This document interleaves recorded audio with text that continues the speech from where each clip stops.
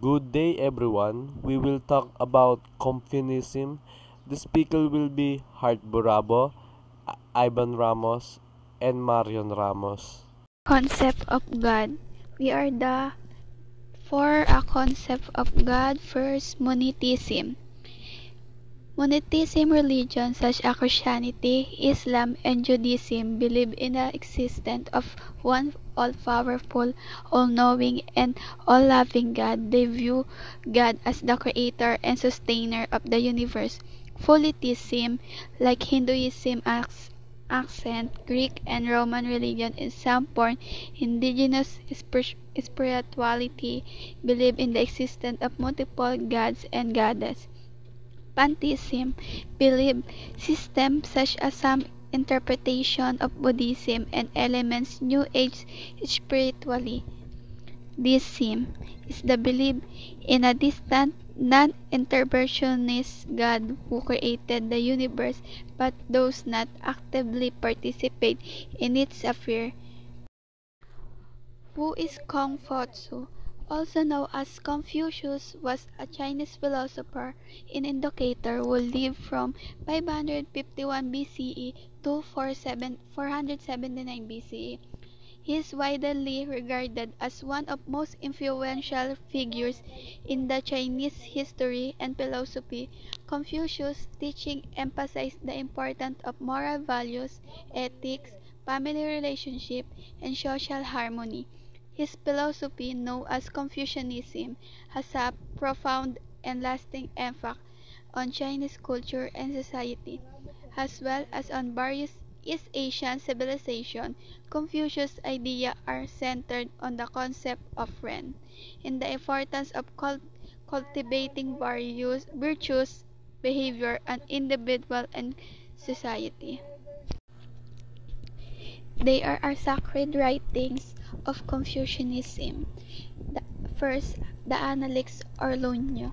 This is the collection of sayings and ideas attributed to Confucius. Is one of most important texts in Confucianism.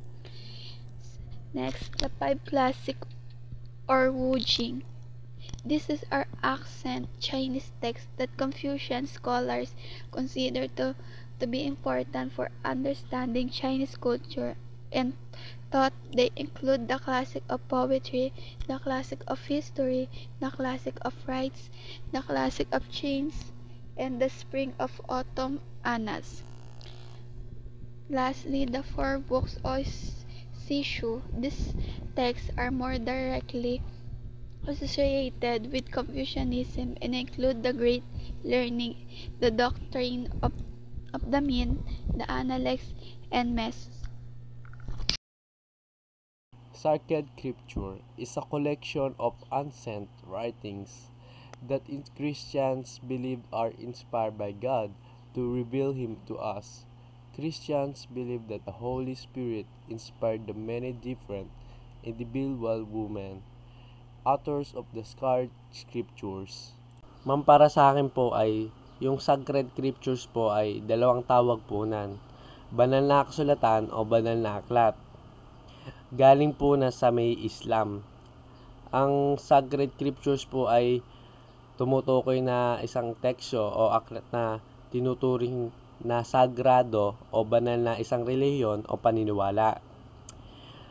May kasulatan po ya sa Biblia, sa Kristyanismo, Quran, sa Islam at iba pa po. Early life of the Confucius. He was born in the state of Lu in 551 BC. His father was a soldier named Kong He, who died when Confucius was 3 years old. The rest of his childhood was spent in poverty, and Confucius was raised by his mother. Para sa akin po, ang Confucius po ay nagpapakita po ng isang tanyag na guro at pilosopo na isinanlang po ng marespetadong pamilya na sinaunang China. Nagpakilala po siya na siya po ay matagumpay na edukasyon na paglalakbay na pagiging guro. Nagtuturo po siya ng pundasyon na Confucianism na sinaunang filosofiya at sistema na etika na China po. Ilan po. Confucianism believes in ancestor worship and human-centered virtues for living a peaceful life. The golden rule of Confucianism is do not do unto others what you would not want others to do unto you. Dito po sinasabi na niniwala ang Confucianism sa pagsamba sa mga ninuno at bertud na nakataon sa tao para sa pamumuhay ng isang mapayapang buhay. Ang golden rule po ng Confucianism is do not do unto others what you would not want others to do unto you. Meaning, wag mo gawin sa ibang tao yung ayaw mong gawin nila sa'yo.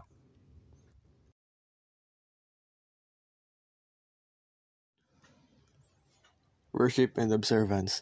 Reverent honor and homage paid to God or sacred personage, or to any object regarded as sacred. Formal or ceremonious rendering of such honor and homage. They attended worship this morning. Ito po yung pagsamba at paggalang na ibinibigay sa Diyos o sa isang banal na tao o sa anumang bagay na itinuturing na banal. Salamat sa pagpanood. Ang pagtatanghal na ito ay tungkol sa Confucianismo.